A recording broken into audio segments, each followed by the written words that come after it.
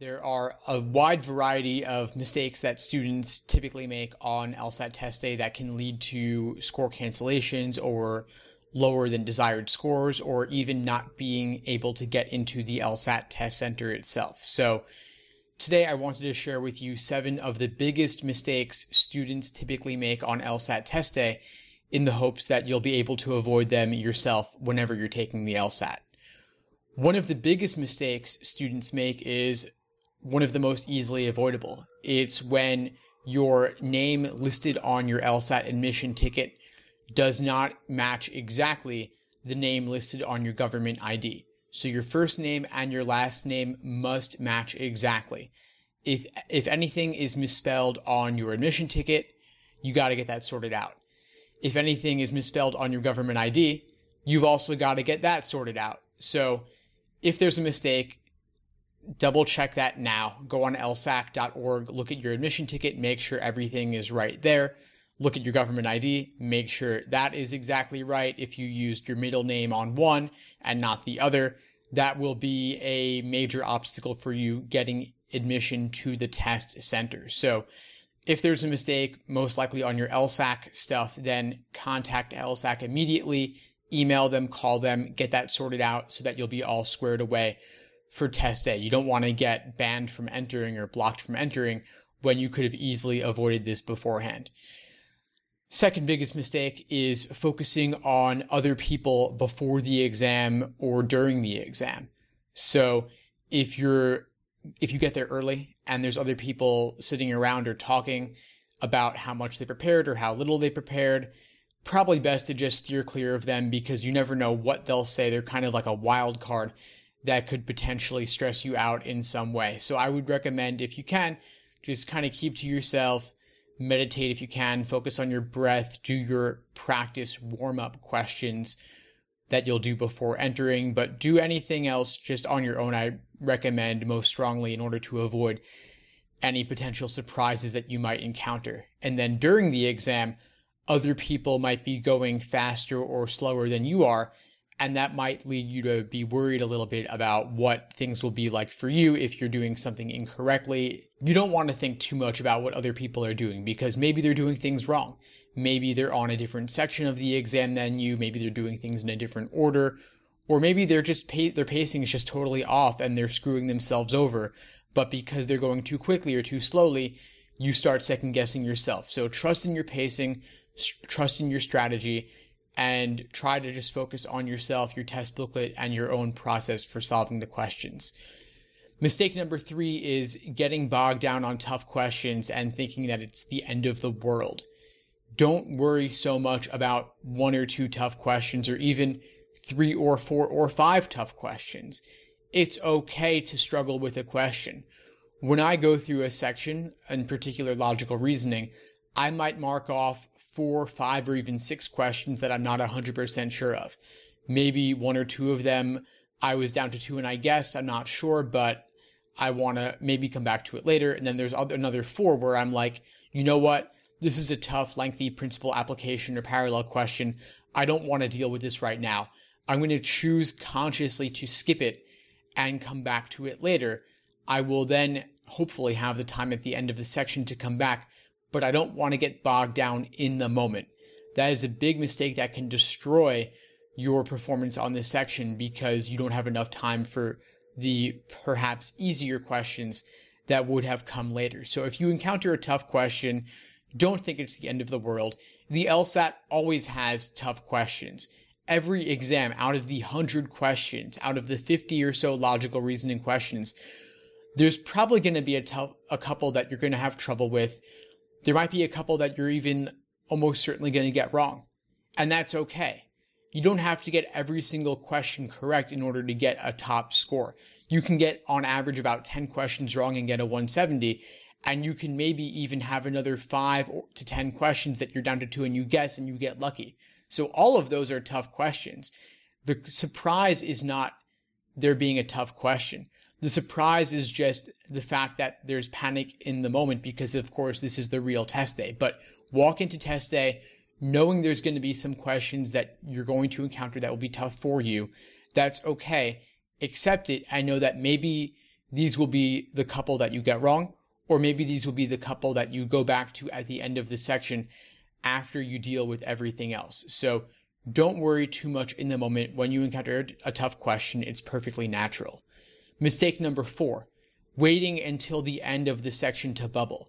You have the 35-minute time constraint, and you don't want your timing to be so down to the wire that you bubble at the 5-minute warning, or you bubble when there's only a minute or 2 left. 5-minute warning could be okay. That's up to you. But you don't want to wait until the last minute or 2 to start bubbling, because maybe that's your plan in the moment, but then you get to the end of the section and you realize time runs out, or the proctor doesn't time things exactly the way that you would have. Obviously, that's something you can dispute, but you don't want to be in that situation.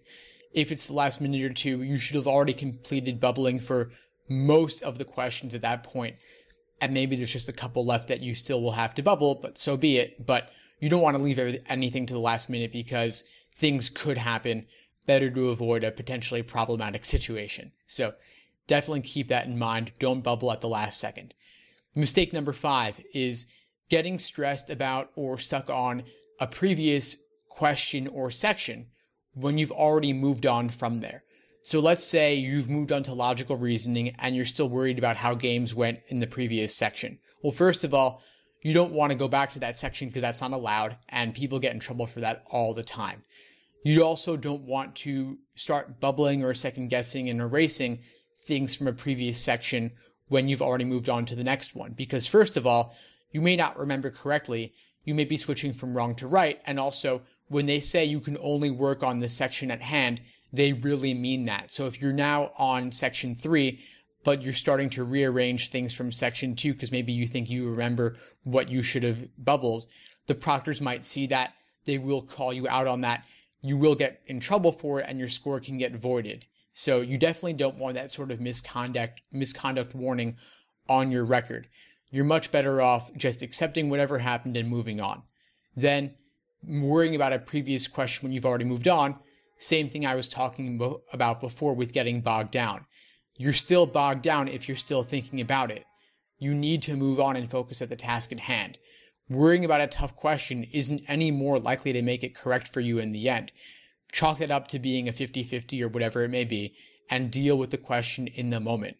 That is your best interest. That's what you need to worry about at that time. Mistake number 6, thinking it's all about this one test. The LSAT obviously is the most important factor in your law school admission success, but this particular LSAT administration, the one that you're scheduled for, the one you're thinking about at the moment, that's not your make or break exam. You have multiple opportunities to take the LSAT. You always have multiple opportunities. There's always another LSAT within a month or 2 that you can think about and plan for. So this exam, hopefully it'll be the one that makes it for you. But if it doesn't, that's okay. Law schools don't average multiple LSAT scores, so you can keep this exam result, whatever it is, and not have that harm your admission chances. You can always study for a retake, and that won't hurt you in any way. Obviously, you don't want to keep thinking about the exam and having to keep studying for it for another couple months, but having that next LSAT administration on the calendar, maybe even registering for it in advance, not knowing whether you'll need it or not, could give you the peace of mind to let go of the stakes associated with this particular exam, reduce the stakes a bit, and then lower your stress levels and improve your performance in the end. So definitely think about the future LSAT administrations that are available to you. If you're taking it in November, you have January and March to think about. If you're taking it in January, you have March and June to think about. If you're taking it in March, you have June, July, and all the fall and winter administrations to think about. So there's always more opportunities. Law school admission, rolling admissions matters much less than it used to. So applying later in the cycle is not a big deal. Law schools waitlist and defer more and more applicants each cycle to wait and see who else will come along.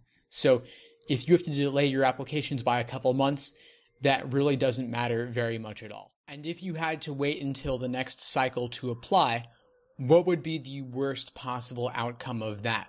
How would you spend that extra entire year before law school.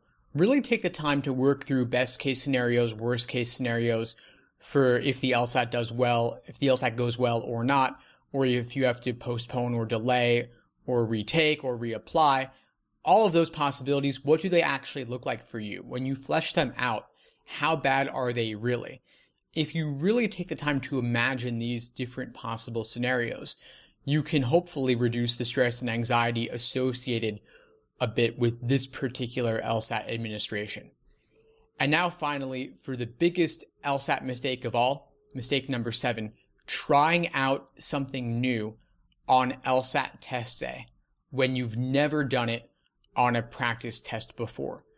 A lot of times, due to the stress of the real thing and the importance that you're placing upon it, when one little thing doesn't go right for you, maybe one question doesn't go your way, you're confused, you're getting bogged down, you're stuck, and then you decide to totally change your plan of attack, whether it be pacing or whether it be a question-solving strategy. If you've never done it before on a practice test, don't do it on the real thing. You've hopefully and probably done at least 5 to 10 timed full-length practice tests before taking the real thing. So you've had time to try out a wide variety of question-solving strategies, whether it being making multiple diagrams for logic games, or reading the question stem versus the stimulus first on logical reasoning, or your note-taking strategy for reading comp. Whatever it is, you've done this several times on timed practice exams, timed sections, and just untimed practice as well. But suddenly on test day, you decide to do something different, it's probably not going to go well. So for that reason, I would recommend stick to what you know, stick to what you've been doing. You have that practice under your belt. So just treat LSAT test day as if it were just another timed exam. And one day, if your exam is released, it'll be yet another one of those numbered practice tests that future LSAT takers do before their real thing. So try to view it from that perspective. And also, again, remember that this is not your only LSAT opportunity. You could retake it if you wanted to. So keep all of these in mind. Try to avoid these common pitfalls and mistakes. All the best to you on LSAT test day whenever you're taking it. Please feel free to reach out if you need anything at all. I'm here for you, and I wish you all the best on the LSAT. Take care.